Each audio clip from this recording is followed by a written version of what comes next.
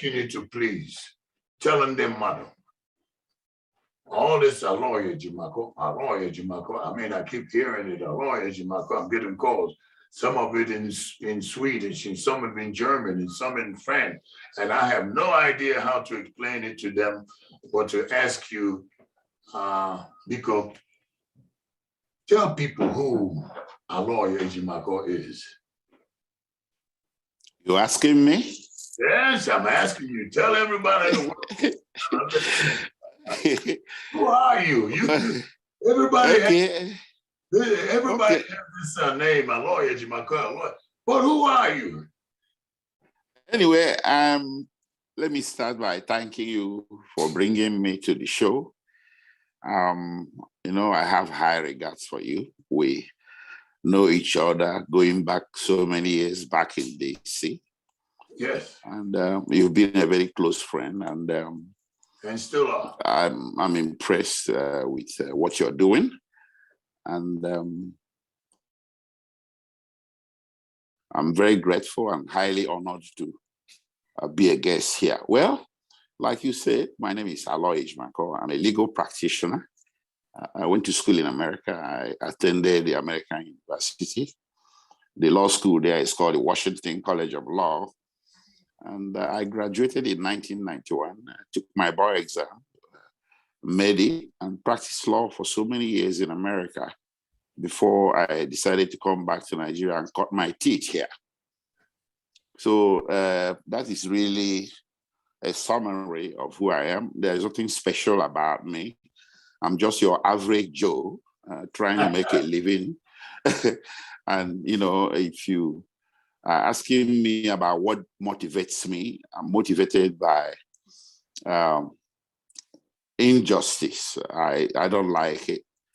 Even before I became a lawyer, everybody knew me as someone who never liked injustice. So being a lawyer, you know, emboldened me more to see what I can do to right the wrongs in my immediate environment. Yes. So so you can say that's a bit of my extracurricular, but at the end of the day, practicing law is still a profession, is a trade, and I try to apply it to the best of my ability. Thank you.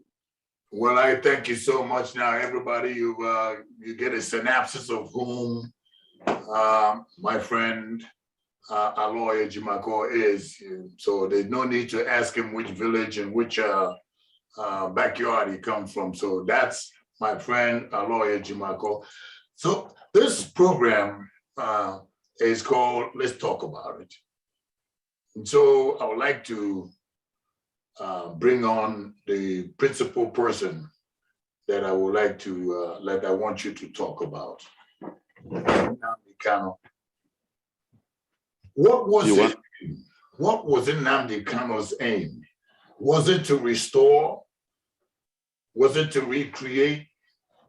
Was it to rebuild the sovereign nation of Biafra? Many Biafran people disagree with the mass genocidal, mass massacre, wholesale slaughter. Just disagree with the mass killing, mass murdering, all these executions and mass destructions. And I think the American public, in particular those people who are in the Congressional Black Caucus, need to hear all this, that there's been mass annihilation, extermination, liquidation, you name it, anything that has been so badly done to a people, a carnage, butchery, bloodbath, all sorts of pogrom, so many things that has been happening to Biafran people, Igbo people, the war, the 3 million people. And a massacre is usually defined as killing of multiple individuals and is usually considered morally unacceptable and are perpetrated by the political, those are the political. Now here's a question. Why did you accept such a pro-Biafran political activist, British citizen, highly volatile, indigenous persons such as NNAMDI KANU and the IPOB case. Why did you accept that case? Well, it's very simple and straightforward. I believe what Nnamdi Kanu set out to do is not illegal, it's not criminal, it's not unconstitutional. Nnamdi Kanu is all about self-determination for his people, the Biafran people. Self-determination, as you know, is recognized under international law. But a lot of Nigerians believe that it's recognized only under international law. No, that's not correct. It's also recognized under the municipal laws of the Federation of Nigeria, where you find it at Chapter A9, Laws of Federation of Nigeria. Article 20 of that very law explicitly mentions self-determination as a right that is recognized in Nigeria. But you see, what I think led to this initial misunderstanding back in 2015 when he was arrested is that perhaps the government of the day or the law enforcers of the government of the day at that time did not understand that the concept of self-determination is legal in Nigeria. I reached this conclusion after studying the charges that they preferred against him. They charged him, the main charge is that he did some radio broadcasts in the UK from his location in the UK, and he engaged in other activities geared to getting the people of Eastern Nigeria and parts of Kogi and other places to secede from the Federation of, from the Federation of Nigeria. Well, you see, this charge, this very, very charge is the principal charge. And the charge was framed around the definition of what self-determination is all about. Of course, self-determination means getting out of, organizing a group of people to organize themselves to the point of seeking a separate state. That's what it's all about. Exactly. When you're dissatisfied with your country and you want to create a new country out of that very country, that is self-determination, simple and short. And it has led to the founding of many nations. But when the Nigerian government confronted this concept in 2015, I think they totally missed the point.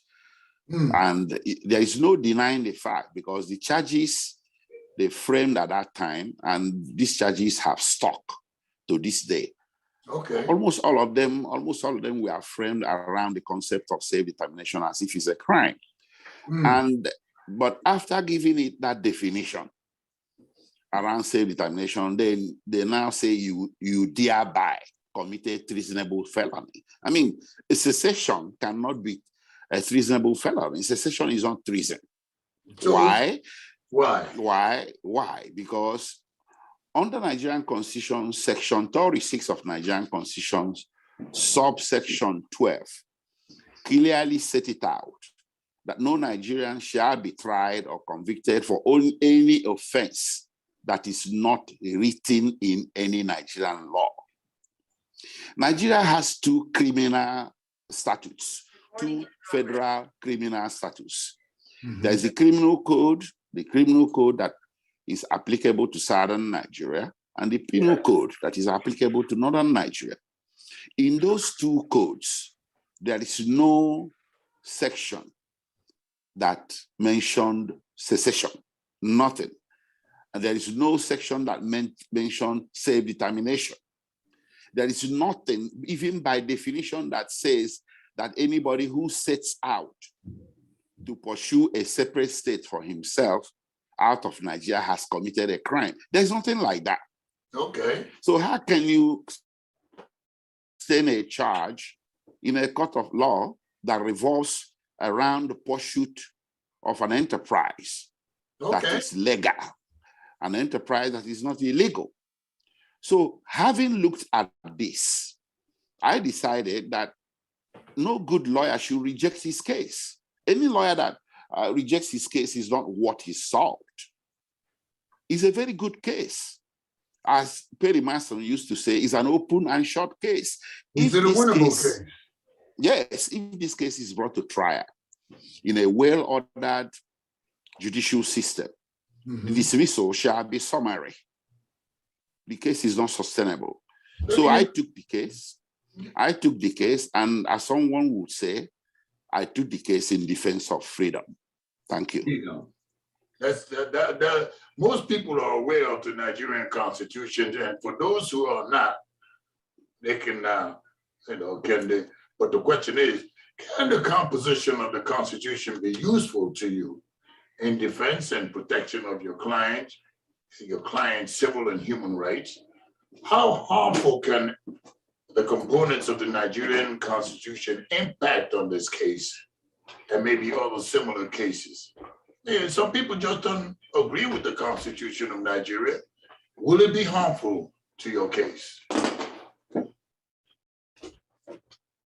Well, whether you disagree with the Constitution of Nigeria or not, that is what is in vogue. That is what is in practice. That is what is being used in the country right now. So if you have any constitutional question to settle, you still have to make reference to that Constitution, regardless of the regardless of how bad that Constitution is, that is what is enforced. So whatever we are saying, we still have to make our arguments within the provisions of the Constitution.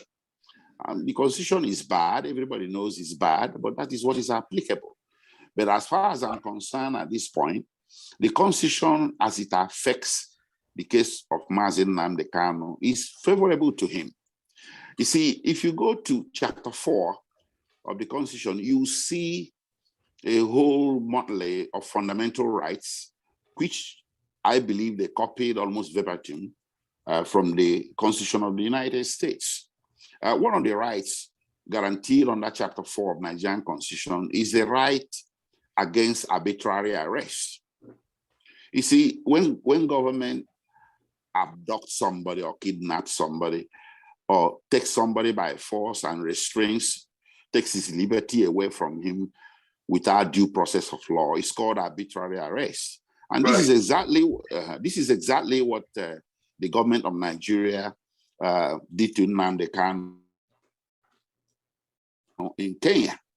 I think right. It's Americans that called it what it is, extraordinary rendition. Before Americans defined it, it used to be called irregular rendition or unlawful extradition. But the phrase of art, the word of art, extraordinary rendition has come to stay, to be the universal way of describing what happened to MAZI NNAMDI KANU in Kenya.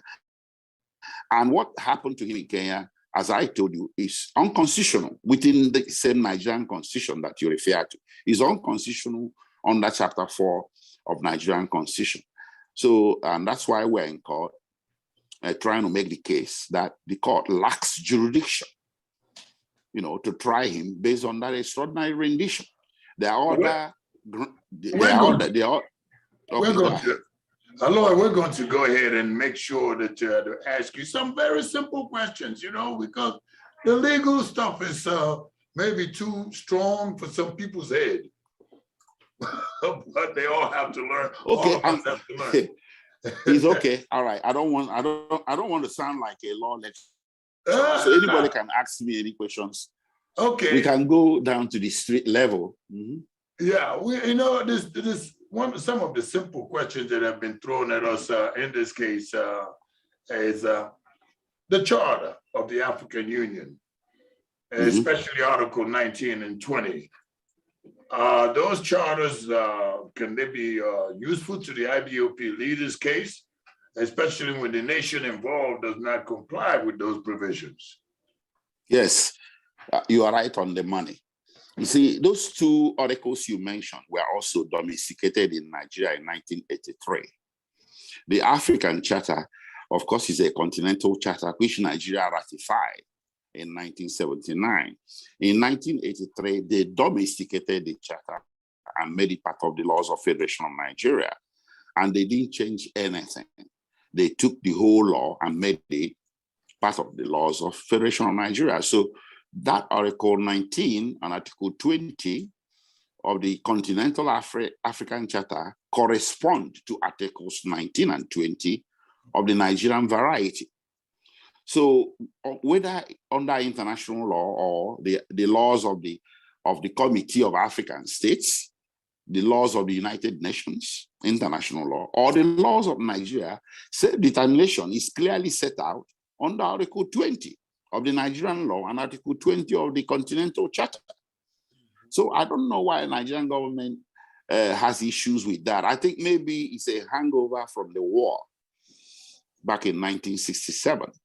But this one is different. I mean, in 1967, a line was drawn on the sand and two separate armies faced each other. This is different. When so when someone says, I want a separate state and I want to get it through referendum, it's a civil demand. It's not a violent demand. The person is actually indirect. Let me shift you to the extraordinary rendition or expulsion. Am I okay? Or something is making noise. Nobody's shooting here. That rendition, that extraordinary rendition or discharge from Britain to Kenya and then to Nigeria. How did that happen? Come to the table. Let us discuss the fee that. What? I didn't get you. How did that happen? How did that? Did he commit any crime in Britain? Did he commit any crime in Kenya?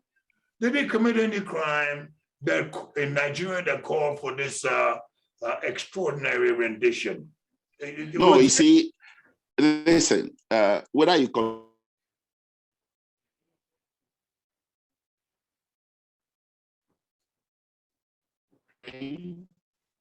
Go ahead. Hello. Yeah, I'm hearing you. Yeah. We're all hearing you. I hope I'm not trailing off or something. Okay. Anyway, whether you committed a crime or not, as an international fugitive, you're entitled to some rights. Right. If your country seeks your return to that very country. Go ahead, we're hearing you. Some kind of trial, they must apply to your country of refuge for permission. You go through a process before NNAMDI KANU is repatriated to Nigeria. If you don't do that, you have not only broken the laws of Kenya, you broke the laws of the international significantly. You broke your own laws. Nigeria also has what is called Mutual Legal Assistance in Commonwealth Countries Act that set out the procedure that Nigeria must follow when they are interested in seeking the return of a Nigerian accused of any offense, but who has taken refuge in another country. That procedure is clear. Right. Do you understand? Yes. So, and the constitutional procedure that I just told you was not followed. So too many laws were broken in bringing in NNAMDI KANU to face trial in Nigeria. And so what we are saying is that when a nation engages in such gross misconduct, that nation has lost the authority to try that, to bring that individual to trial. That's what we're saying. That sounds to me like a very good position to take. And I even in America, that's the law. You can check it out. In 1974, the U.S. court set the standard in Toscanano. Any lawyer in the audience can check it out. In 1974, I think it's an Italian. They brought him back from Uruguay. They used bounty hunters and FBI and all kinds of people, and forcibly brought him back from Uruguay. to United States. Yeah, and the US court said, well, you can't do that. You have lost the right to try because you didn't subject him to extradition. So that is what set the standard. Aloy, I want to ask you, before we open it up to all the viewers that are lined up everywhere, there's something that kept coming to my mind when I knew that I was going to have the opportunity to talk to my friend. But you are an American-trained attorney. Yeah. How is it possible that you can work with a colonial wig wear, white wig, not my kind of wig, mine is natural. How can you work with these guys that have been trained by colonial Europe? Is there a... Well, America, Nigeria, and the United Kingdom operate what is called a common law system. Okay. So the laws of America are very similar to that of Nigeria and vice versa. You see, I have to tell you, Nigeria did not invent any particular law. It's not our system from the get-go, so we don't have any inventive capabilities. In that, we are following the Judeo-Roman law that developed into what is called common law. So even our legislations here are still borrowed whole scale, a lot of times from either England, US, or other common law countries.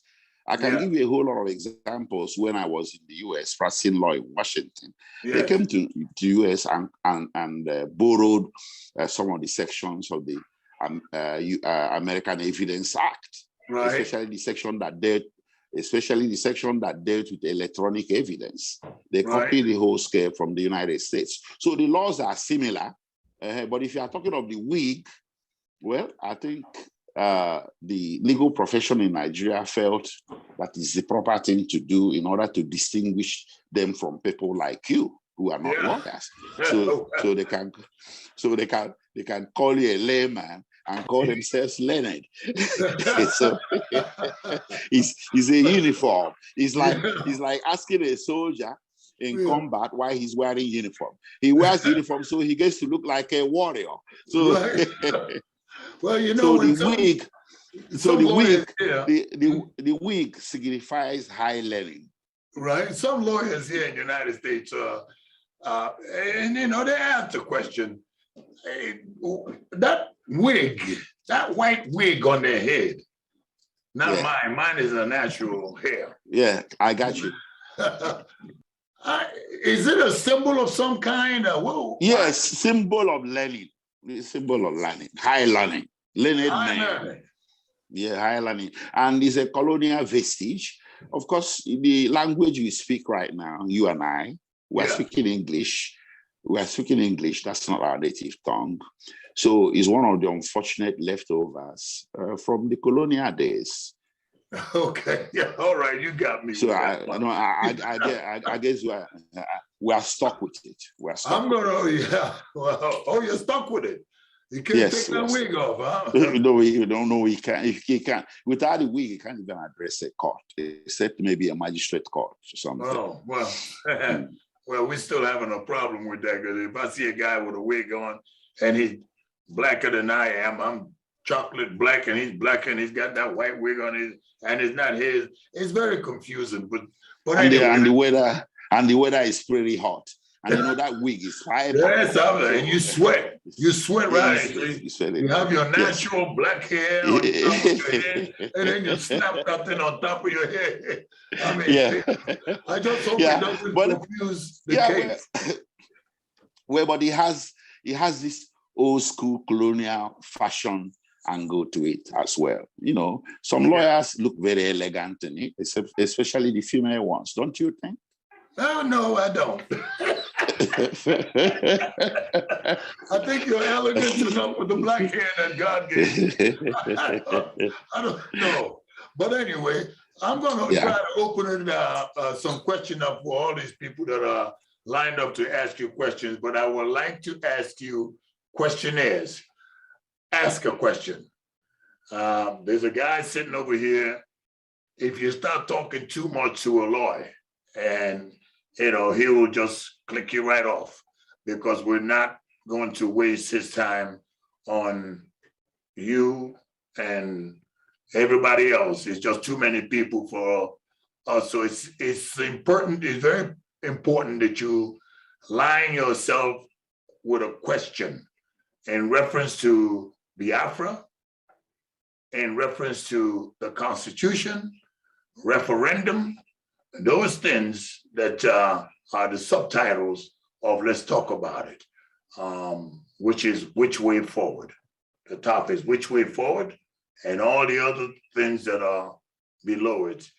So please define your question, and you really basically have, if your statement is, or your question lasts more than 20 seconds, you're no longer asking a question. So I'm going to leave it to the administrators here to cut you off when they have to, because we need to get answers, good answers from our guests, ALOY EJIMAKOR. So go ahead, sir. Give me the first person to ask ALOY a question. Going to an individual named IG. Yes, Anthony EJIMAKOR.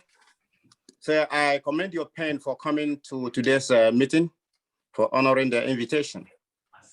It's nice to have you here. Am I being heard? You're here. We're hearing you. Okay. Yes, I have, what should I say? Yes, sir. It's nice to have you here, and I commend your pen for attending today's Zoom call. Thank you. My question is this. Now, I've heard you talking about legal, and speaking in legal terms. What is this about the adjournment? What is the legal leaning of such court? I don't know, is that misconduct or deviation? Why does that stand in the legal community? So you're asking him when they are ready to go to court and they are not allowed to court inside the courtroom? That one included. That one included. What I'm saying is all these adjournments and counter adjournments, there's no trial. The charge has not even been, there has not been any trial. It's every other day. Is adjourned. Every other day is adjourned. At what point are they going to declare the case nolle prosequi? Because the incapability of the judge to, start or commence trial. Okay, thank you. ALOY, did you hear him well?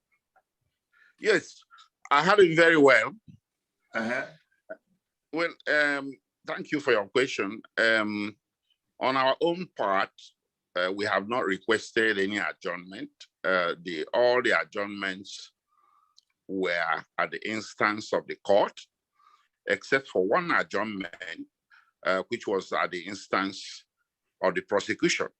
That was, I think, 2 hearings ago, when they couldn't bring him to court. They didn't bring him to court, and the judge issued them a very strong warning to make sure that each time his case is heard, he's brought to court. So, and they began to comply. So apart from that, the other adjournments were at the instance of the court. And there is nothing really anybody can do about that, except to make a strong case to have the case heard as quickly as possible. This very last adjournment was unfortunately too long. It didn't sit well with us, but we were not in court to in a case to have the time abridged so that the matter will be heard earlier than January 19th. Well, we certainly are always quite concerned every time that we hear that there is a court hearing to take place, and then when you go to court, there's something that happens, and the DSS or whatever they call themselves just not allowing the lawyers, his lawyers, to come into the courtroom. What kind of nonsense is that? Okay.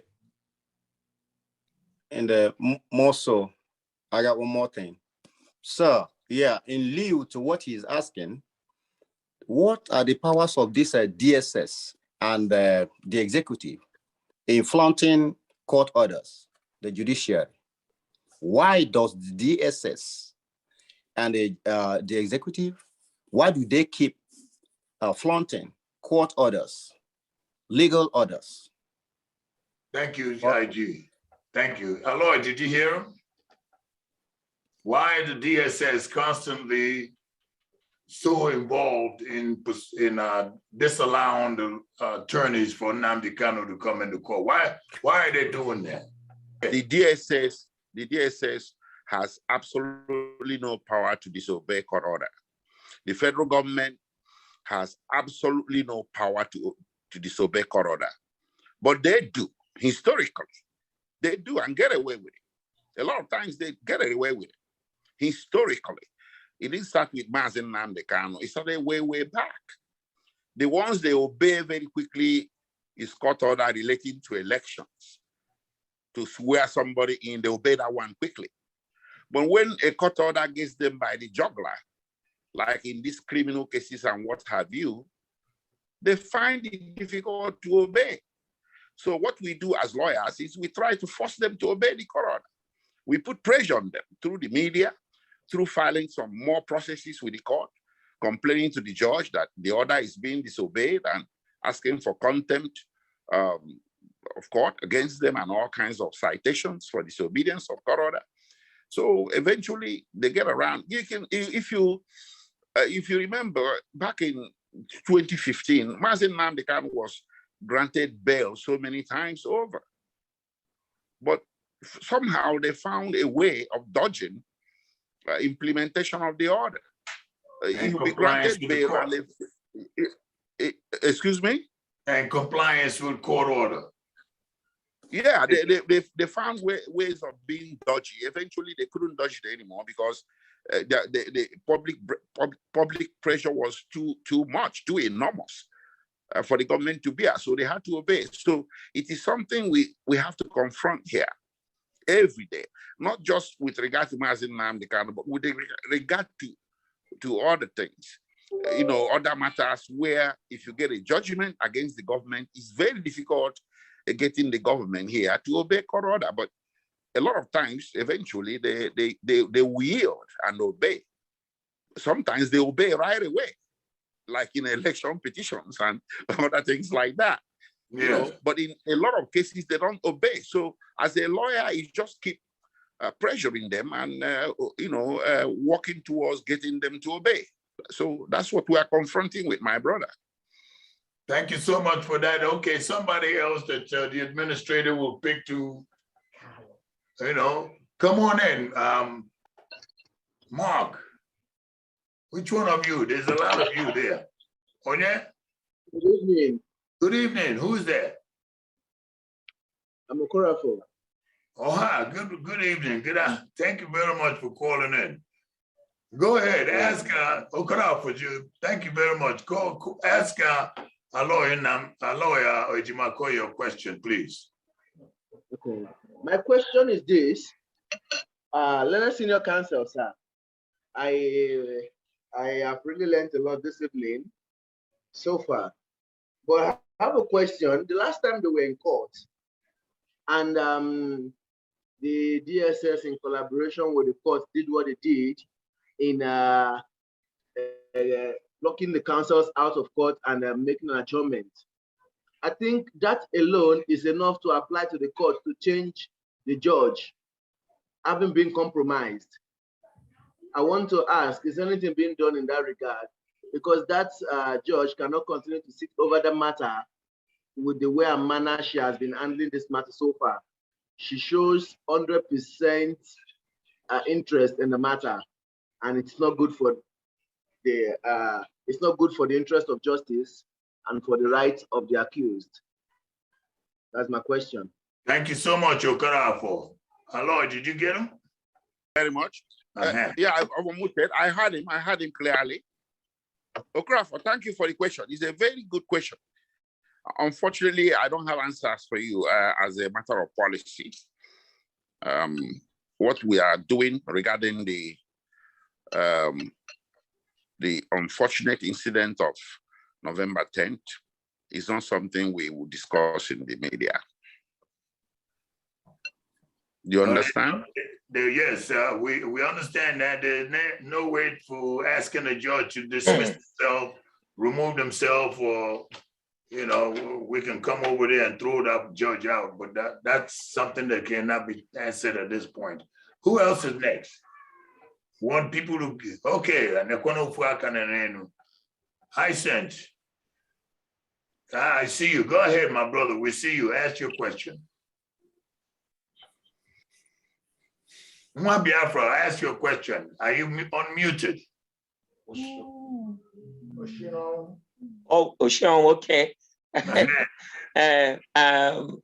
Greetings to everyone, and Attorney EJIMAKOR, I would prefer to address you as an attorney, as opposed to the so-called barrister thing with funny wigs they wear over there. And so my question is going back to the so-called extraordinary rendition. We were meant to understand that KANU is a British citizen, and so he actually carries a British passport. So please, can you explain to us, or if you know, why he was, I actually like to use the term kidnapped, why he was kidnapped, even though he's no longer a Nigerian citizen, he's a British citizen with a British passport. Thank you. Okay, well, some of these questions, I'll try to answer. There's a convention, I believe is, that convention has an article in it, as Article 5, if it's not Article 7. It's a UN convention on the treatment of dual nationals. As far as that convention is concerned, the particular article or section that is escaping my mind right now, but I remember the provision. The provision is clear that when a dual national is encountered in a third state, in this case, the dual national is MAZI NNAMDI, the third state is Kenya. Okay, so he's a dual national of Nigeria and Britain. So if perchance is encountered in a third state, which is Kenya, for purposes of anything, including extradition or kidnapping or abduction, or in any confrontation with the authorities in that state, that dual national is to be treated as possessing one nationality, provided two things are applicable. The two things that are applicable would determine which nationality that shall be attributable to him. And those two are as follows. One, the nationality in which he is usually domiciled, or where he maintains his principal place of residence, or the nationality with which he had the most contact. In the case of MAZI NNAMDI, Nigeria didn't qualify. NNAMDI maintained his usual domicile in the UK, and he had most contact with UK, or more contact with UK than he has with Nigeria. He has lived in UK almost all his adult life. He worked there, he paid taxes there. Radio Biafra is located there. The IPOB is registered in the UK. So he has a lot of contacts with the UK. So in any dealing with Kenya, Kenya should have treated him as a British citizen or national, not a Nigerian citizen. But that's not what happened here, because Kenya is denying complicity. Kenya is denying that he knew anything about this abduction. They were aware that he entered Kenya, but they are saying that they are not aware of what happened to him after he entered. Hmm. If you recall, a law firm was retained in Kenya to sue Kenyan government. And one of the main purposes of that lawsuit is to bring the truth out. And Kenyan government has joined the issues in that lawsuit, and they denied on the record. Before the lawsuit, their denials were on the pages of newspapers. Right now, they denied in open court in writing under penalty of perjury that NNAMDI KANU did not undergo any extradition or deportation proceedings in Kenya. Yeah. So that denial has affirmatively confirmed that Nigeria might have acted alone or acted with Kenya, but Kenya has what they call deniability in diplomatic circles. Because if Kenya doesn't have deniability, why are they denying something that they know they are going to be exposed later? Their denial is too strong. So, but what is the way out? There are two ways. Their denial in open court will force them to disclose information to the court under subpoena. Right.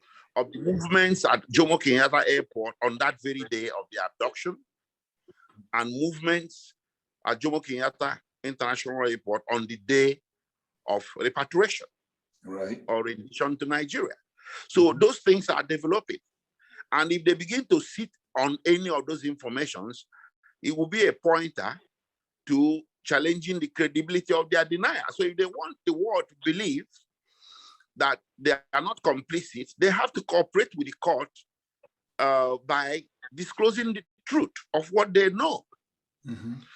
Okay, that's the legal part of it. On the diplomatic side, Britain can put Kenya under the hot seat. I believe Britain is trying to do that, but we don't know everything they are doing. It's not out in the media. But, you know, based on my interactions with the lawyers in the UK, they are called the Bindemans. There's an engagement between Britain and Kenya on one hand, and Britain and Nigeria on the other. So, but unfortunately, these things do take time, and diplomatic engagements can be terribly slow. And of course, you know, the United Nations has come into the picture since the 27th of August. There was a decision they took, or action they took, which is called urgent appeal.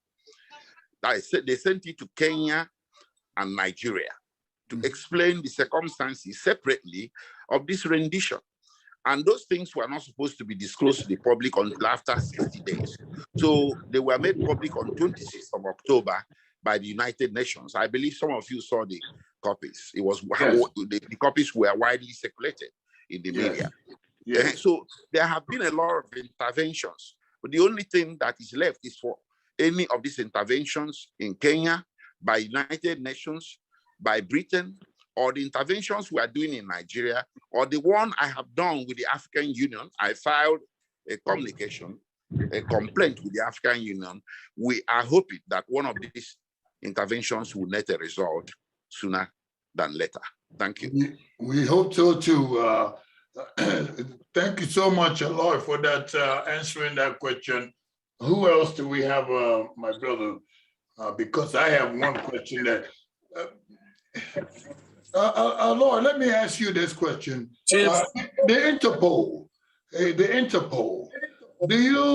Interpol involved in this transfer of a British citizen, Kenya and Nigeria? The Interpol, are they involved at all? Do you know? No, the Interpol was never involved. Listen, now you see, there's a lawsuit I brought before the Abvet State High Court. Correct. That lawsuit is sui generis. It's sui generis, meaning that the lawsuit can proceed on its own right. It's a fundamental rights action. You know, it can bring it anywhere where this thing occurred. So, but you know, I went back to 2017 when they attacked MAZI NNAMDI KANU's house in Omaha. Right. And he took a flight of safety. to wherever, and then eventually to Kenya. So my case in chief is someone tried to kill him, and he survived. He made a lucky escape, and he pursued him to Kenya. And instead of taking him before a Kenyan court, you renditioned him back to Nigeria. That is very bad. There is no system that should allow that to happen. So I brought a separate lawsuit, and it is the same argument that it is our case in chief in Abuja, upon which we are challenging the jurisdiction of the court to try him. The lawsuit in Umuahia is challenging the authority of the prosecutor, not the authority of the court in Abuja, because the prosecutor is amenable to lawsuit. But it's not very easy to make a judge amenable to lawsuit. They are, but it's a complicated process. But the prosecutor, like everyone else, is amenable to lawsuit. So I sued the prosecutor, which is the Attorney General of the Federation, to stop him from prosecuting NNAMDI KANU. Okay, so the jurisdictional challenge you are doing in Abuja is against the court, the authority of the court to try him based on all these misconducts that we are committed. Right. So that's so that's where we're going with that. Do you understand? We do understand. Thank you so much for that response. Who's the next person to respond? Hysent, we understand that you are the next person. How are you, my brother? There, we'll kick you out. Unmute yourself, Hysent. Okay. Okay, thank you. You have a question to ask for yes. MAZI EJIMAKOR, ana m eji ohere ekene nye gị nnukwu ekene pụrụ iche na mbọ ị na-agbara NNAMDI KANU and the entire ndị Igbo by extension. Ihe gbatara n'ebe anyị nọ na this part of the world, United States, anyị achọ iji ntị anụ anybody na-ekwu anything gbasara ebe ị nọ, you know. But however, when that will by the way, you can't, you know, dismiss that kind of rumors in Agane. But Brunuche that ndị Igbo, ndị ezigbote ndị Igbo nọ n'obi na-atụ na-enwe ọkụ n'obi ọnọdụ ndị Igbo nọ behind you. Anyị kwụrụ gị n'azụ. Unshakable determination. Okay. I'm na-agwa gị. Biko, I have a simple question. Thank you. Question is this: is there any secret negotiation going on behind the scene relative to the release of NNAMDI KANU? Thank you. Thank you so much. And just for the audience that could not understand language, let me clear it for the audience. Aloy, no, you go ahead, because I said Sulezi Wibo. And so and for some people, they did not understand the question. So my brother, Aloy, explain to the English-speaking countries what Hysent asked you and the statement that he made. Go ahead, sir. My question was asked in English. I understand both. Okay. Well, okay, go ahead, Aloy. Go ahead. My brother, thank you for those encouraging words. But I have to tell you, you are going to hear more, because I think some people were paid humongous amount of money to try to complicate NNAMDI KANU's defense by attacking the people closest to him, including my humble self and his family members and whatnot. So it's a tactic, it's a strategy of distracting myself from competently representing NNAMDI KANU. So it's laughable So they can, well, they can go ahead. We know who they are. They are not representing. The only thing funny is that they will invoke the name of NNAMDI KANU. They will say, "Oh, NNAMDI KANU, must be released today and tomorrow," and then the next thing they will say, they will now start attacking people close to him. So I mean, that's such a crass, childish hypocrisy that people like you have recognized for what it is. So it's worthless, and they were paid to do this, and they are not succeeding. So having said that, let me go to the other one.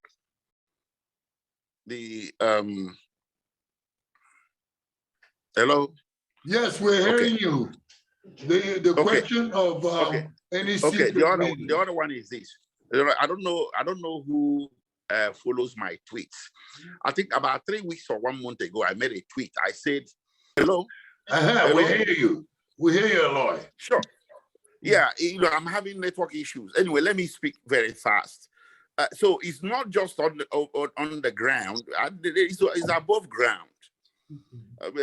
Some eminent Igbo people led by Mbazulika Amechi, they went to the villa to appeal for a political solution and his release. And you can't have political solution without releasing him first. So yes, the answer is yes. It's above ground. People, Bianco no called for his release a few days ago, so a whole lot of people are intervening.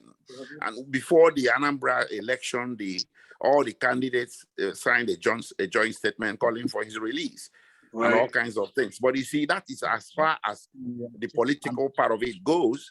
Right. So there's a clarification here. So when I had told you that what is being done in Kenya, UK, United Nations, or here, one of them definitely will net a result. The other one is what this very political side of it that the last speaker raised. Yes, that one can happen because under the Constitution, the Attorney General of the Federation has the authority to release him by discontinuing the prosecutions. You can find that under Section 174 of the Constitution. But you know that the Attorney General will not act without a directive from the presidency. So, yes. If the Attorney General is acting under the direction of the president, does that mean that the president has control on this case? Yes, 100%. Yeah, 100%.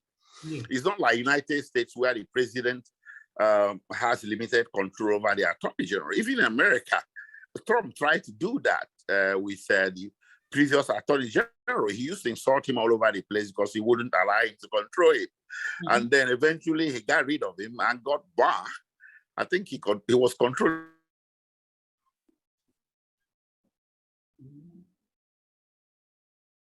back to some extent, don't you think? Yes. Hello? Yes, we're with you. We're hearing you. Yes. I'm saying, okay, so you can imagine America, where the former president tried to control his attorneys general. So in Nigeria here, your guess is as good as mine. Yes, the attorney general is completely under the control and direction of the president. I don't think he will activate that 174 of the Constitution without directives from the president. So that means that NNAMDI KANU's case basically is being determined by the president of Nigeria? Yes. Wow. So who is determining it? Yes, it's the president of Nigeria. And not the court. So the court says nothing, the president says it, the attorney general responds, and then goes to court. Is that the process? No. If the president does not believe that what NNAMDI KANU is doing is not treason, that is not a crime, clearly the president believes that is a crime. That is the policy of the day. That self-determination is a crime. Unfortunately, that is the pervasive notion in the villa. If the presidency peels this thing off its eyes and say, hey, look, it doesn't look like this thing is a crime. It might be an inconvenient political opinion, but why should we try to suppress it by means of punishment of some sort? Why don't we talk about it? That would be a change of gear. So if the president says, well, bring everybody to the table, let's talk about self-determination and referendum, it's all over. Well, so yes, let him we're on to invite, something here. Yeah, so if the government of the day, if the government of the day wins itself off from this misconception that what MAZI KANU is doing is a crime. The crime. Then it's all over. There is no more case to answer. Self-determination is not a crime. So if, as you see, this program is called, let's talk about it with Chief OBIDIKE. And if the president, whom I have interviewed before, I have interviewed Buhari before, if he wants to, let him invite BTV and we will come wherever he wants, at his expense, of course, and we will talk about it. Who has the next question? Carlo, where are you, Carlo? Are you here now? Ah, MAZI, Carlo. Thank you. Come on in. Can you hear me now? Yes, we can hear you very well. Great. Good. I have a few questions here for ALOY. A few. The first one is the court granted you to visit NNAMDI KANU. Some people still tend to doubt if you have actually visited KANU. And some argue that messages probably did not come from KANU himself. Some of those messages we are getting from your visit. Some even say that you are compromised or you're there for the money. So what do you have to say about that? He has a if you ask the second question. Let him ask the second question. No, I'll answer the question. If you are coming from the school of thought that believe that I brought any message on suspension of sit at home, I made a tweet on that. It's long and buried. I was not the one that brought the message out. So the people that say that I brought the message, those are the same people I'm telling you about. They are the enemy. Okay. So they know the truth, but they still push the lie.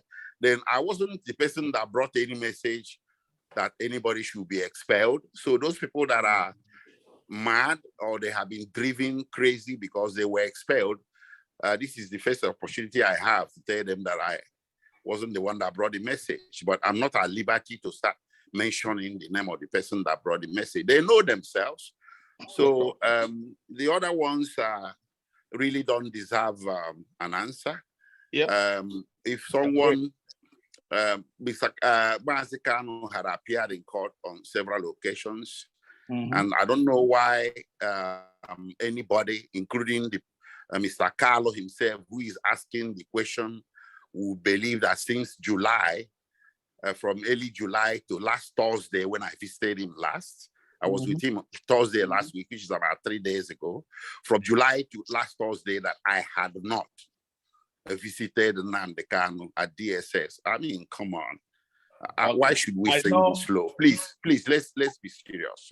Okay, I do understand you exactly, and I just wanted to add this out so in your response, people will understand, because it's not, I don't even consider it possible that you wouldn't have seen him till now. My second question, though, is when you visit him, what kind of privacy are you guys given? Well, the privacy of a cell block is as good as you can get. So we do have a semblance of privacy, but it's not sufficient. So we are very careful in our communications because we do discuss legal issues and legal strategies. We are supposed to have privacy. The Constitution says we should. They put us in a room and we talk with him. And I don't know whether the room has hidden eyes or hidden ears, but we make the assumption that privacy is not 100%. So we talk with discretion. Thank you. Finally, as his lawyer, which I'm personally very, very happy about, because I know you and know how prepared you are, how qualified you are to handle a case like that. But what worries you most as his lawyer? especially given the type of country we have? What worries you most? That's a good question. Thank you. Well, it's a good question. I am concerned about his health. I don't think the facility at the DSS, the health center there is sufficient and adequate. I'm very concerned about that. Everybody who cares about him is concerned about that. The British High Commission is also concerned about that. And we have made a very good case of his health being a basis to transfer him from the DSS to prison custody. But that case didn't succeed because government raised national security concerns, which the court accepted. So that is really something that concerns me a lot, not only me, but everybody who is near and dear to him. And we are working very feverishly to see that that condition will change sooner than later. Thank you. Thank you so much, Mazi Kalu. Thank you. We have we have a lot of people. It's almost impossible to get to everybody. Who are we choosing next to ask the question? Then another thing that concerns Go ahead. me. Yes. Another thing that concerns me a lot. I didn't want to say this, but let me say it because somebody brought it up. The idea that a segment of our people would not see what a propaganda is. A segment of our people in diaspora, not in Nigeria, a lot of people in Nigeria are not buying that.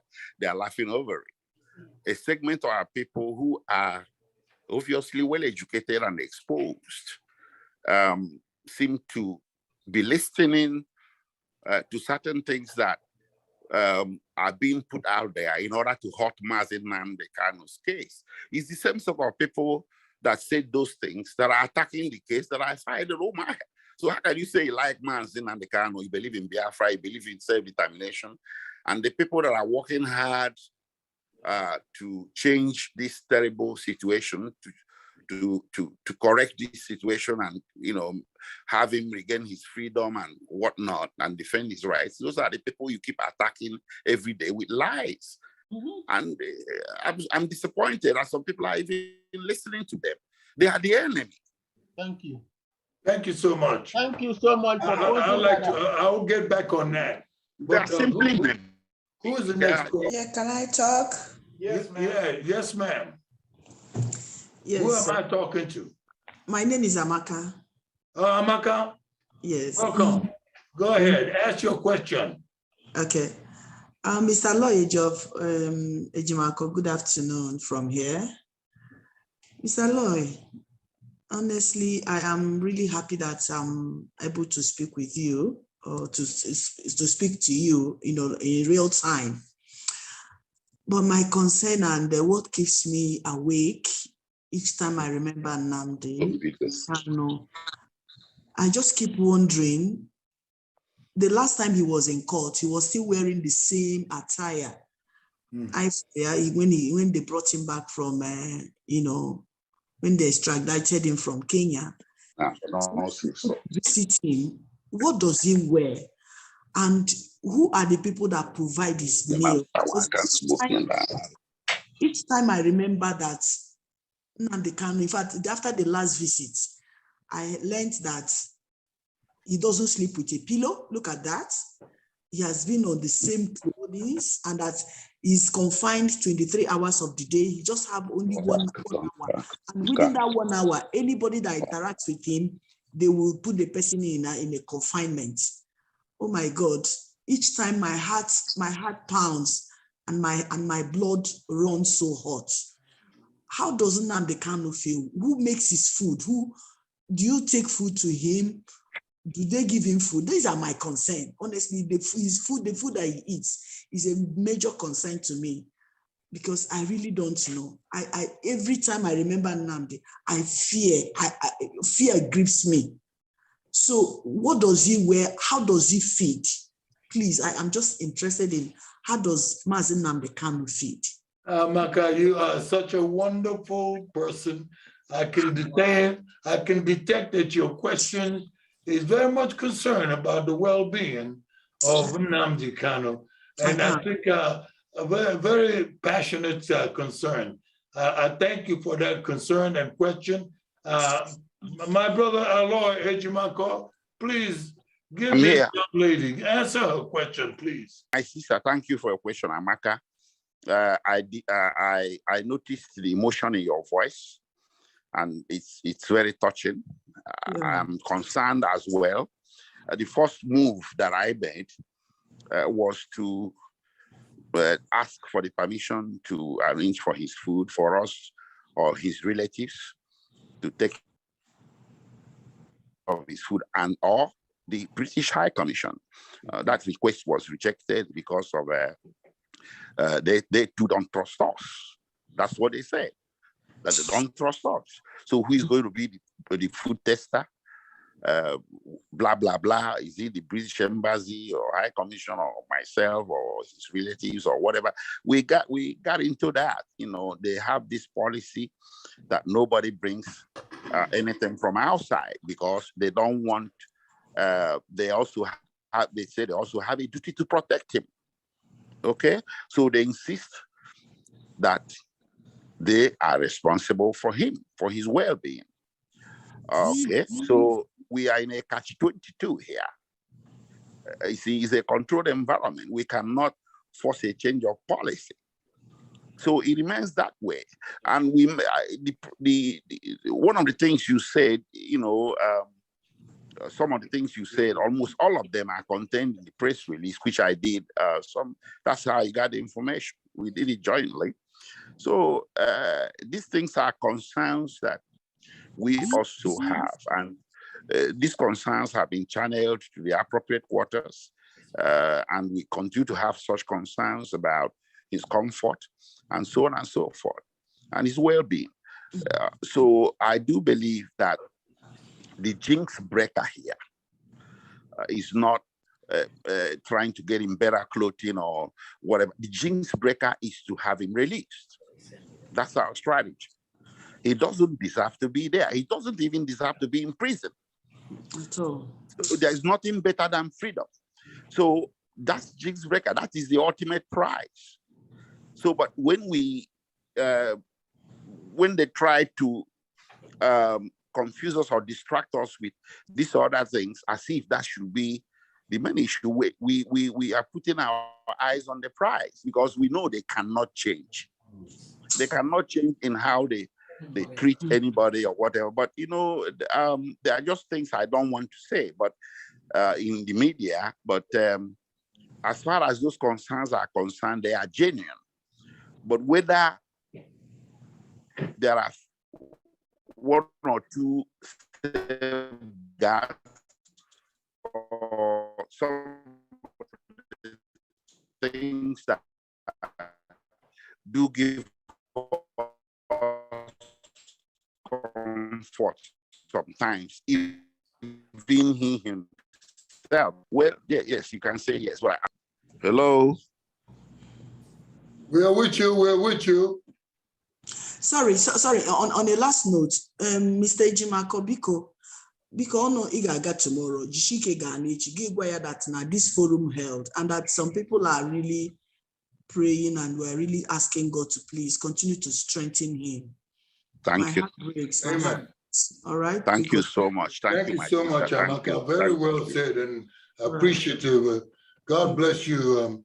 Lord, there's a question that has been sent to me that there is a rumor that DSS took MAZI KANU to Oji Kalu, resident at middle of the night on Thursday. Is there any truth to that rumor that he's been taken to Oji Kalu's residence, which would be in Ibede? No, I met with him on Thursday. I left DSS almost 5 p.m. Okay. Mm-hmm. And there's no... It's not true. Okay. No, it's not true. Okay, that's good enough. Who's the next person to ask the question? We don't want to hold the brother too long, you know, because Onyx. Yes, I'm here. Go ahead, my brother Adalo. Yeah. Ask your question, my brother. Yeah. Attorney EJIMAKOR. Yes. I thank you so much. We've spoken once a long time ago. You may not remember me, but that's fine. We'll talk again. I thank you so much, and I thank Amaka for her concerns, which is everybody's, that I love MAZI and the KANU, and I subscribe to her request to let him know that we're concerned, we're behind him to the last. Now, this is my personal concern. Thank you. Given Britain, that's our enemy number one, how do you trust their so-called intervention? I am going to make you a gift of a book that was published April 1 this year by Max, S-I-O-L-U, and Lasalo. The title is A Short History of Conquest and Rule, What Britain Did to Nigeria. Before this book was published, I was notified that it was coming out, and I'm one of the first people to finish reading this book. You're going to read this book. I would never trust Britain for anything. And then as I read this book, tears unconsciously pours from my eyes. What Britain has done to us is what is still going on. Like the same modus of operandi, burning villages and killing people. I don't trust them for anything. Now, UN, Human Rights International, the Igbo lawyers with you, what are they doing? Amnesty International, those of us that read voraciously knows that in situations like this that happen in other countries in the world, these so-called NGOs in the world, I know how many times I have signed in more than 20 years for Amnesty International when other people in other countries are being maltreated.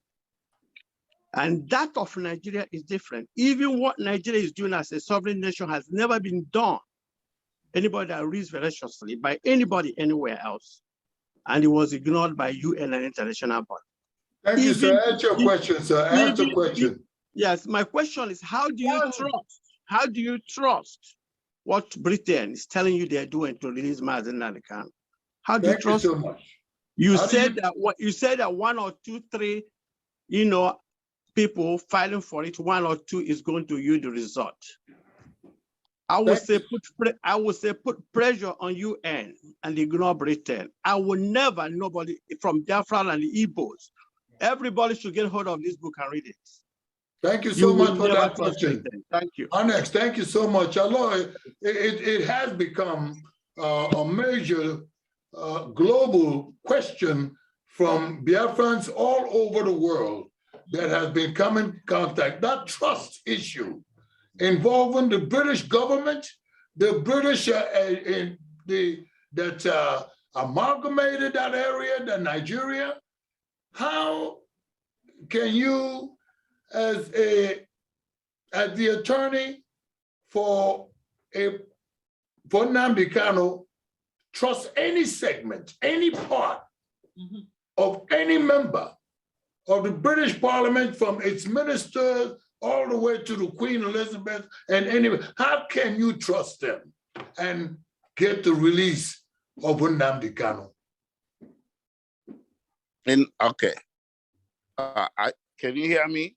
I can hear you very well. Yes, we can hear you. Okay, in 1984, Nigeria attempted to rendition Omar Odiko to Nigeria. They put him in a crate. They put him in a crate, right? Marked it diplomatic baggage, and they attempted to sneak him to Nigeria through Heathrow International Airport, and they got caught. We remember that story. So Britain took some actions. They took some countervailing measures. They arrested up to 17 persons. I think 4 were convicted, and they served various terms of imprisonment up to 8 years. And they were were all deported, and Britain severed the diplomatic relations with Nigeria for 2 years. They expelled almost the entire Nigerian diplomatic delegation to Britain.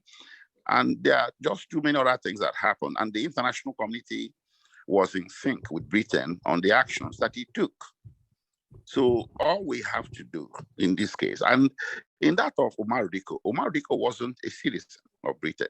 They were protecting him because he was a resident. He was on British soil. So that's a difference. Now, so all we needed to do is to call the attention of British authorities to what they had done in 1984 to protect Omar Diko, a non-citizen.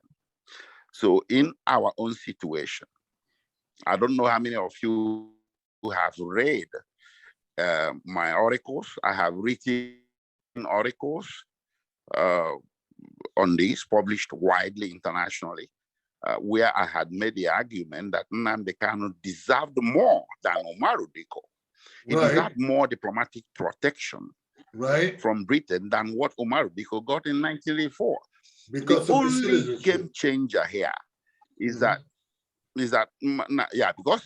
because of citizenship, yes. Now the only game changer here that is not common is that it happened in Kenya. It didn't happen on British soil. But I had also argued in the public domain. I had argued in the public domain as far as diplomatic relations are concerned, or diplomatic relations laws are concerned. MAZI NNAMDI KANU is still technically speaking in Kenya, between Britain and Kenya. Technically speaking, he's still in Kenya because Britain can ask Kenya, where is our citizen? Her Majesty's subject named MAZI NNAMDI KANU, who entered your country on 5th May. What happened to him? They can look they can look Kenya in the eye and ask that question, that tough question to Kenya, and Kenya will have to answer. Because the moment NNAMDI KANU entered Kenya, he came under the protection of the Kenyan government. On behalf of who? On behalf of Britain, not on behalf of Nigeria, because he didn't enter Kenya with Nigerian passport. Okay, so these are the things that are playing out, and regardless of whether you trust a system or not, you still have to activate that system to take responsibility for what it must do under its own laws. That is why we're even going to courts here. Someone was asking me the other day, and he said, "Aloy, you know, you people are doing well in court, but if you get any of these court orders, Nigerian government may not obey." I say, well, any lawyer that allows himself to be held prisoner, you know, because of the prospects of non-obedience of a court order, then, you know, should look for another profession. So I said, well, let's get the court order first.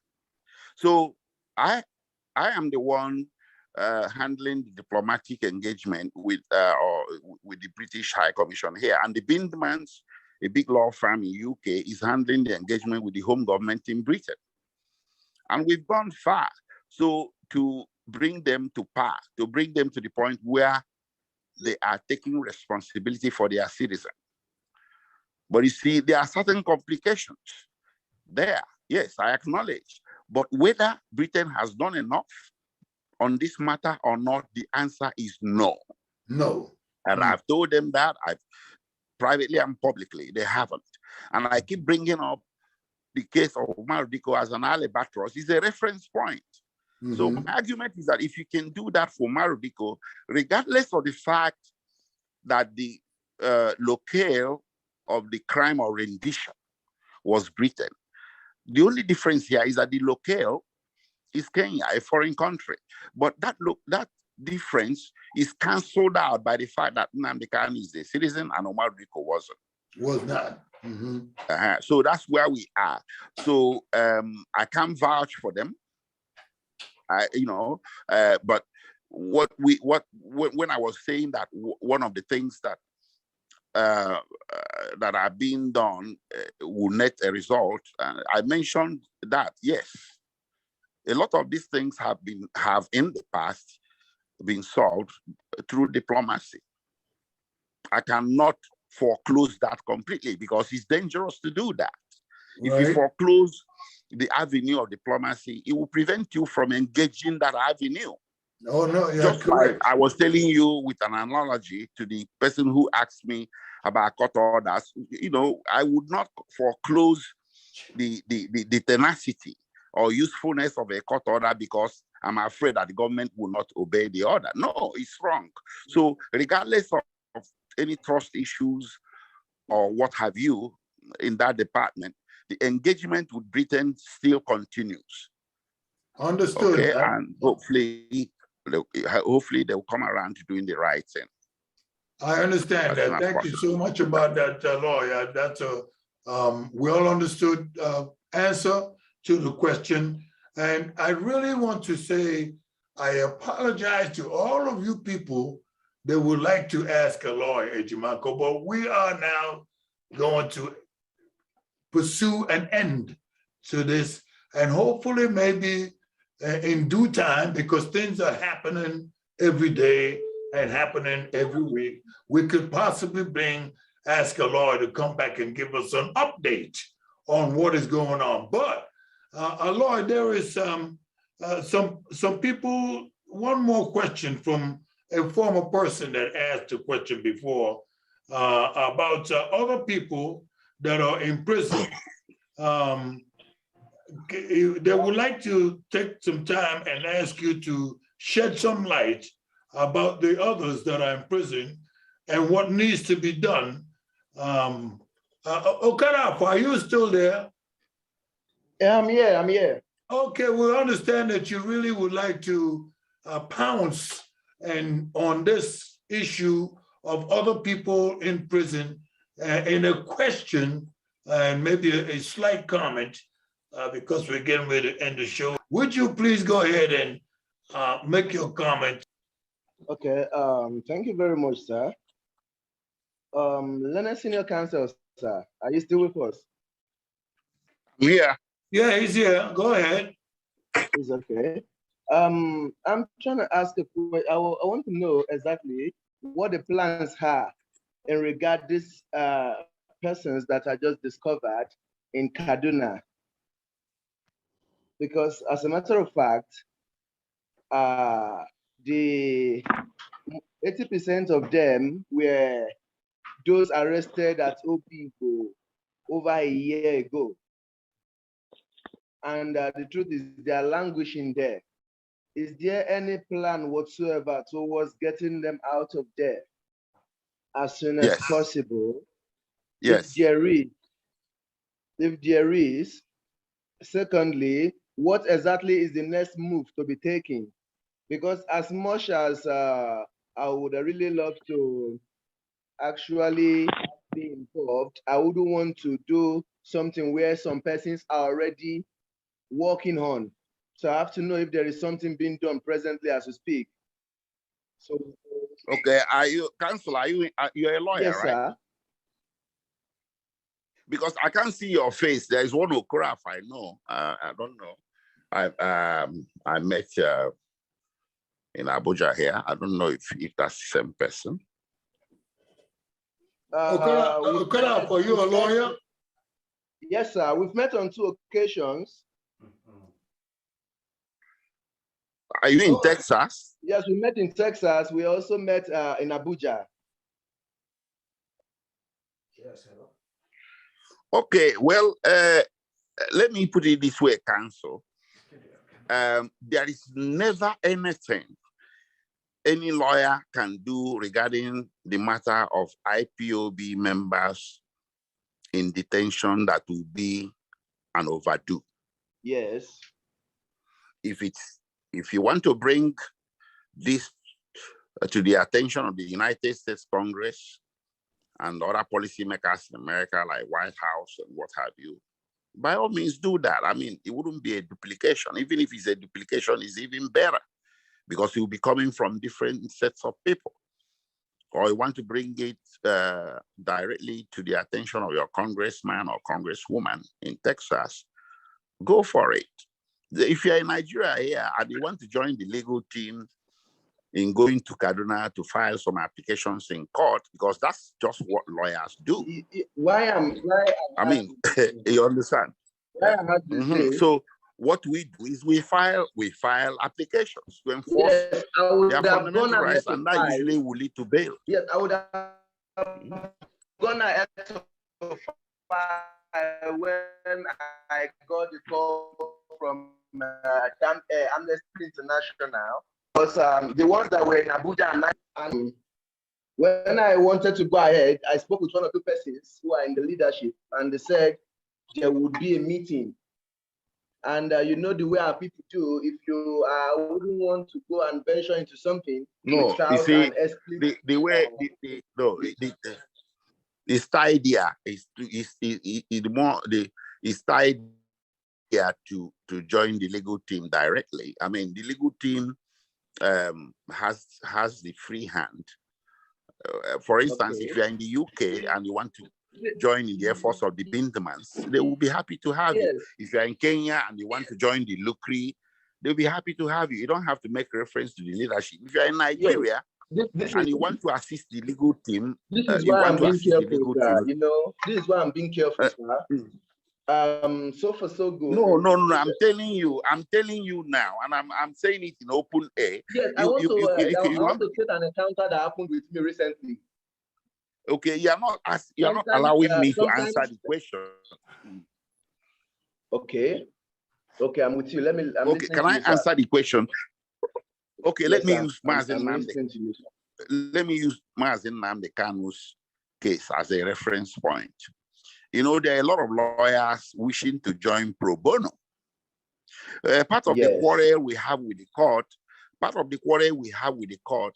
and with the DSS is that they are blocking some lawyers from having access to the courtroom or even coming close enough to assist in the case. I mean, even with their presence. Not that everybody will be addressing the court at the same time, but there's a feeling you get when you have a battery of lawyers backing you up. You know, so there is no special approval. There's no special approval for that. So if you're in Nigeria and you want to join the legal team to help out, by all means, you know, your services will be accepted happily. Do you understand? Yes, sir. I get you, sir. Yeah, a lot of lawyers offer to help, and no single lawyer, you know, has been rejected, because what we do is in open court. We file applications, we do all kinds of things with the court system, with the judicial system, with an eye on wanted, getting that person to regain his or her freedom. Because we've been doing this for years.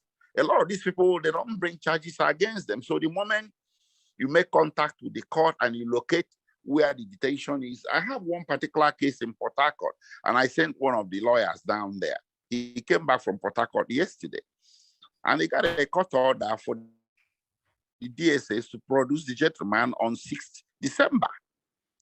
So I can tell you almost that there is an anticipatory bail already, because they don't have anything on him. There is no charge pending against him. So that very lawyer goes to Port Harcourt from Onitsha. So he finished with the matter on Thursday. He couldn't leave on Thursday. So the following day, on Friday, he had one or two places to go to serve them processes, DSS and police. And he couldn't leave the same day because of bad roads. So he left yesterday and arrived on Onitsha. And he just briefed me. And I think he did very well. On 6th December, we expect to have the gentleman home. This is the way we work, you know. I thank you so much. Thank you so much, ALOY. That was very good. Okarafo, that is an issue that certainly needs the attention of the world, because there are too many people that are being arrested, especially in the Biafra, who are being Igbo people that are being arrested and incarcerated in prisons everywhere in Nigeria. And you're right. Where are the NGOs? Where are the NGOs? It's a good point. I thank ALOY for the answers that he gave. We're going to try to wrap this up and ask ALOY to summarize this. But I also want to ask ALOY, ALOY, Bigo, what do you say to the millions of NNAMDI KANU's followers?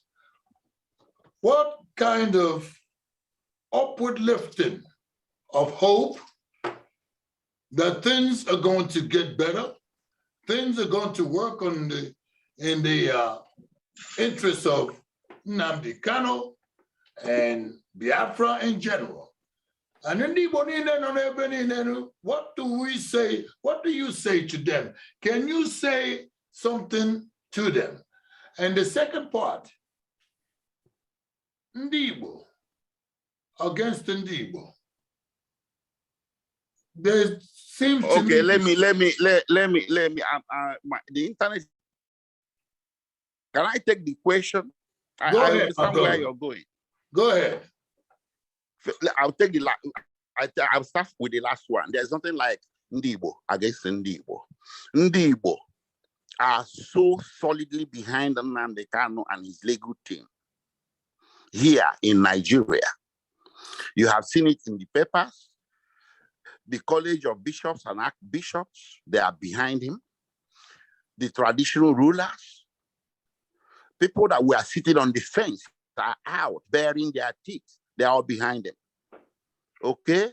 Yes. He has become the favorite son of Ndibo and even parts of Southside. Good. Now, what I have to say to people is this. Please dispel this notion of Ndibo against Ndibo. There is a set of people that they paid money in America. Yes, they paid them to be causing this confusion that leads to the conclusion or the perception that it is Igbo against Igbo. They are the enemy. Look at what they write. You know, it's there. It's so, you don't have to be told. When people write what they write and put on the internet, it's very, very clear. You know, I mean, if they were not paid, then they must be crazy. They must be mad. So Igbo unity is rock solid on this matter of NNAMDI KANU.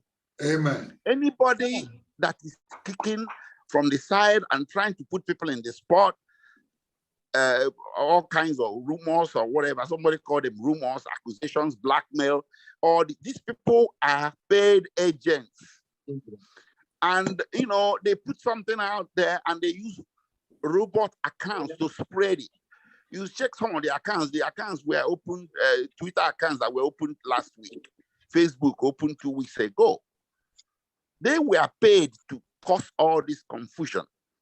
And I'm happy that it's not working here in Nigeria. That is what I'm telling you. It seems to be working in diaspora, but it's not working here. You know, rather than you know, going astray, people are pulling together.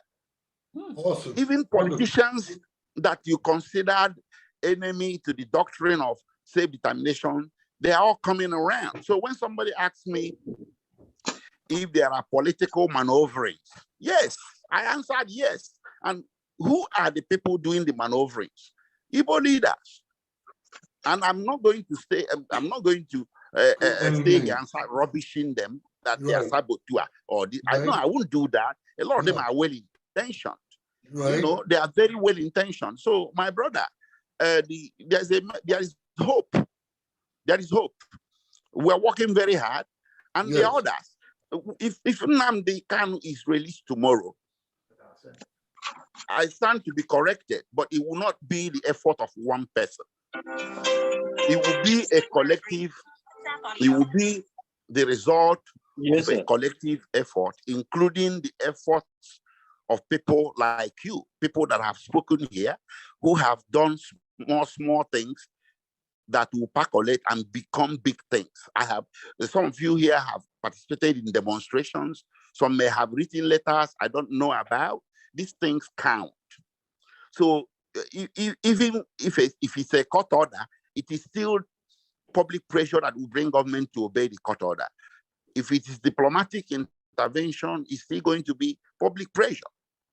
If it's going to be political, it's still public pressure. And who are the public? The members of the public include people on this platform right now. Thank you. Disparate people, millions, as the moderator said. So those are the people we should be looking at. Anybody that is distracting or coming out with distracting information or divisive information or divisive rhetoric is the enemy. I don't have any better word for that. For them. If there's any word is worse than the enemy. And I'm happy that they will not succeed at what they are trying to do.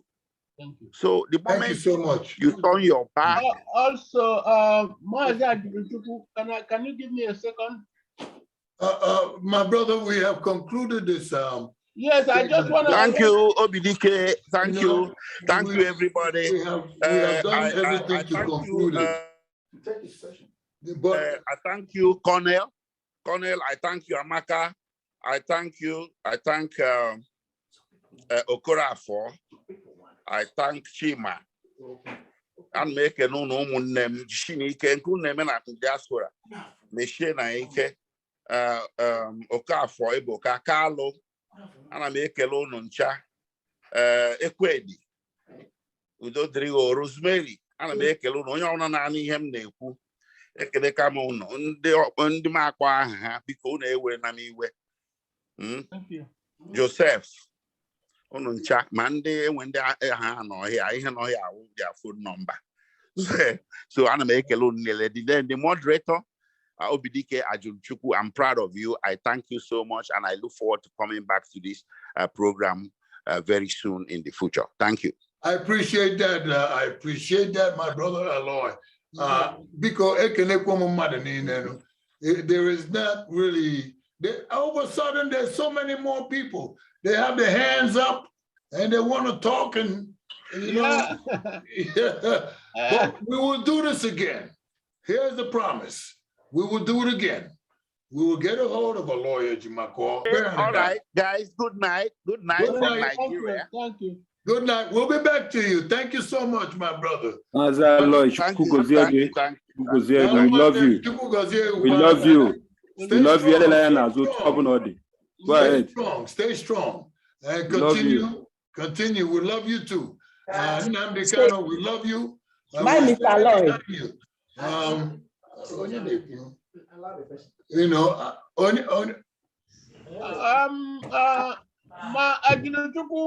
Yes. Yes. So I just wanted to point this out because there is a lot of confusion now going on between the POS and the so-called director of emissary. I had wanted MAZI EJIMAKOR to expatiate on that and let us know if at all this director of emissary is approved by MAZI NNAMDI KANU. So that is what I had wanted to stress on, to ask MAZI EJIMAKOR. My brother, but we have so many people that had questions and statements that they would like to make, and we try to keep it organized and give everybody the opportunity to ask a question of one of the principal lawyers for NNAMDI KANU. So if we omitted to get that point or your point across, and I don't think so, we just additional point, we will make sure that we'll do that at our next time, at our next segment, or maybe even bring you into the studio and let you come and express more and have a standard talk. That's what we call it. Let's talk about it. Exactly. Because if we don't talk about it, MAZI, my brother, I said, don't worry. We will get this done, okay? We've got so many new programs, but let me thank my unbelievable producer for the hard work that they've done. Let me thank MAZI KANU and well, indirectly thank him, even though he was not here, and ALOY EJIMAKOR, who agreed to come to our show. We appreciate it. We thank him very kindly. Okarafo, we thank you. We thank you. Everybody, Onyx, we thank you. Amaka, oh, what a wonderful lady. God bless you, my dear sister. I would like to, in the next show, have a lot of ladies, because I'm sure that if any no impacts on you as well. And we'd like to have you to come on the show. As a matter of fact, if my producers agree, I would like to have an all women, that's correct, all women show. Until the next time, my dear brothers and sisters, this entire show has been produced and brought to you by ABTV Network, Abvet Network, American Vietnam veterans. We have fought for this country, but we are veterans. And this is why we put together this program and call it the American Biafran Veterans TV Network. And until the next time, this is Chief OBIDIKE on Let's Talk About It. God bless you. God keep you. Stay well. Stay aware.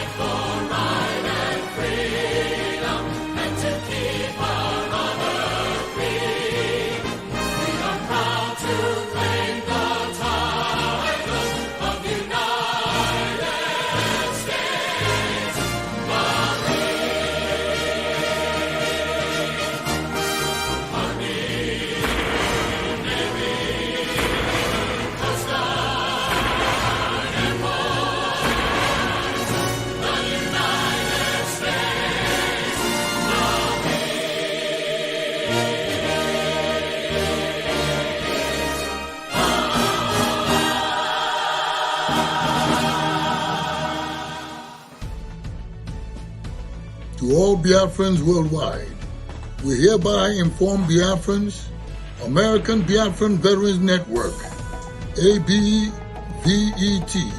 is not one and the same organization as American Veterans of Igbo Descent, AVID. We are all Igbo people, but we, American Biafran Veterans Network, have a defined agenda. American Biafran Veterans Network are Biafrans who served and are currently serving in the United States military. We, American Biafran Veterans Network, strongly and clearly are in support of self-determination, self-defense for Biafran restoration. Biafrans are brave and courageous. It takes two people to agree to make peace. Our opponents, perpetrators, do not want peace. Rather, they want us in pieces. We have no other option at this junction than to unleash everything necessary to defend our lives and ancestral Biafra land. Self-defense is not offensive and never a crime. We have watched enough of the atrocities being perpetrated in Biafra land for centuries, hoping for elusive peaceful solution. Thousands of Biafran men and women, youths, are blatantly incarcerated unjustly as prisoners in various locations across Nigeria. We therefore summon all freedom fighters of Biafra extraction, including Ijo, Efik, Igodemigo, Igala, Ukoja, Ishikiri, Urobo, Umuibo, and IPOB, led by MAZI, NNAMDI, KANU, and other freedom-seeking groups. All should come forward and be informed by American Biafran Veterans Network. We are willing, committed, and able to get the mission of restoring Biafran nation accomplished. You can reach us or support by calling 202-250-0001. That is 202-250-0001. Or email us at info@abvet.org. May God bless you. May God defend Biafra.